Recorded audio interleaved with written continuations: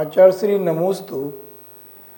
अंकिता जैन मध्य प्रदेश से शंका कर रही हैं कि जो 4 प्रकार का दान है उसमें एक अभय दान होता है, तो क्या देवों के द्वारा अभय दान संभव है या दूसरे दान भी क्या संभव हैं?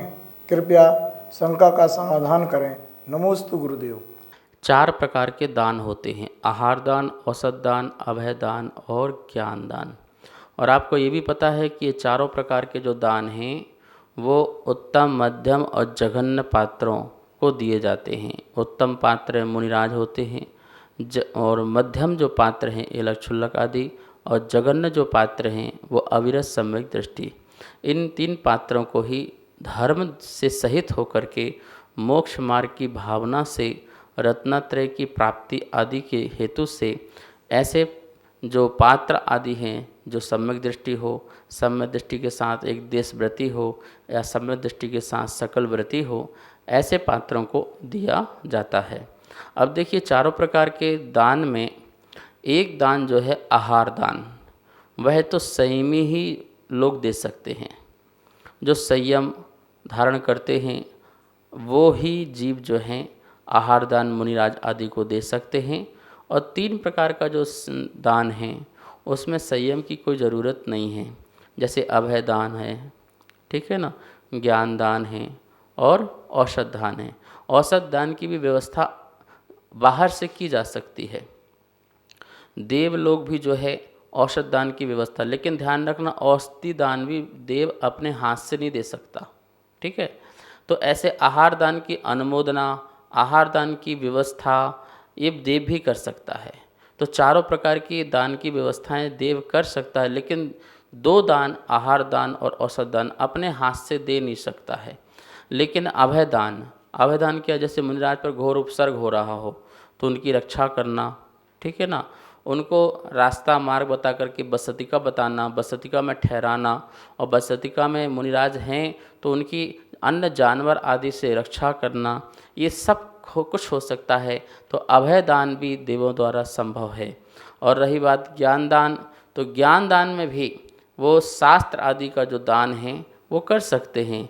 उनको क्या है, वो तो कहीं से भी अपनी विक्रिया से शास्त्र बना सकते हैं अथवा कहीं से भी शास्त्र ला करके मुनिराज को दान में दे सकते हैं। तो बाहरी जो चीज़ें हैं उनको देने में कहीं कोई प्रॉब्लम नहीं है।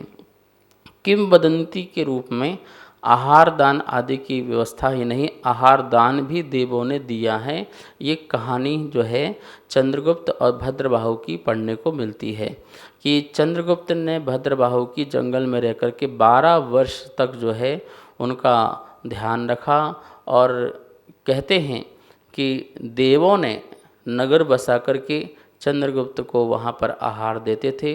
यद्यपि चंद्रगुप्त को नहीं पता था कि ये आहार दान देव दे रहे हैं, लेकिन वो वहाँ आहार दान लेने जाते थे। तो इस प्रकार से जब अन्य मुनि राज आए तब पता चला कि ये किस प्रकार से ये हुआ है, तब उन्होंने प्रायश्चित भी लिया। लेकिन ऐसी कथा कहानी सुनने को, पढ़ने को मिलती है। लेकिन सिद्धांत यही है कि देव आहार दान और औषध दान अपने हाथों से मुनिराज को नहीं दे सकता है। अभय दान जो है वो कर सकता है और ज्ञान दान का काम भी वो कर सकता है। आचार्य श्री नमोस्तु।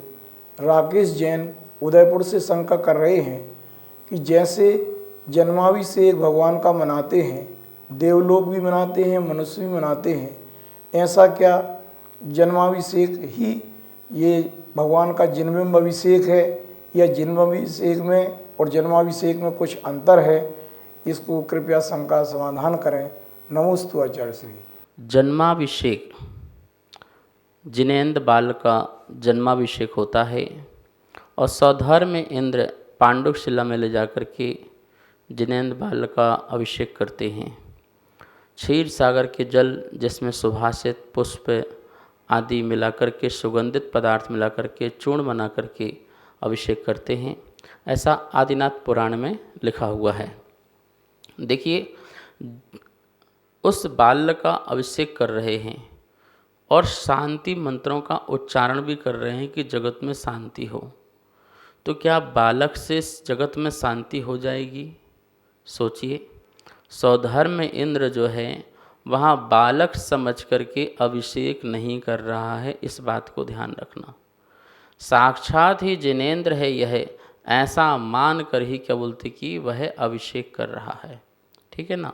और फिर देखिए साक्षात जिनेंद्र मतलब जैसे कि अरहंत अवस्था में है, उस समय अभिषेक नहीं होता है, साक्षात जिनेंद्र का अभिषेक नहीं होता है, लेकिन वो बाल का भी अभिषेक करता है, तो भगवान मान करके अभिषेक करता है। अब रही मंदिर में जो हम अभिषेक करते हैं वो जिनबिंब अभिषेक कहलाता है। जिनबिंब मतलब कि हमने भगवान की प्रतिमा में स्थापना करी कि नहीं करी स्थापना, तो भगवान की स्थापना करी तो क्या बन गए वो अरहंत, क्या बन गए अरहंत। तो क्या अरहंत का अभिषेक होता है? होता है। जब साक्षात अरहंत का ही अभिषेक नहीं होता है तो जिन बिंब में जो हमने अरहंत की कल्पना की है तो फिर उनका क्या अभिषेक होगा? नहीं। तो इसलिए हम जिन बिंब में भी जन्माभिषेक का ही महोत्सव उत्सव मनाते हैं, इस बात का ध्यान रखें। देखिए आप लोग 5 कल्याणक को पूछते हो या नहीं पूछते हो, ये बताइए पहले।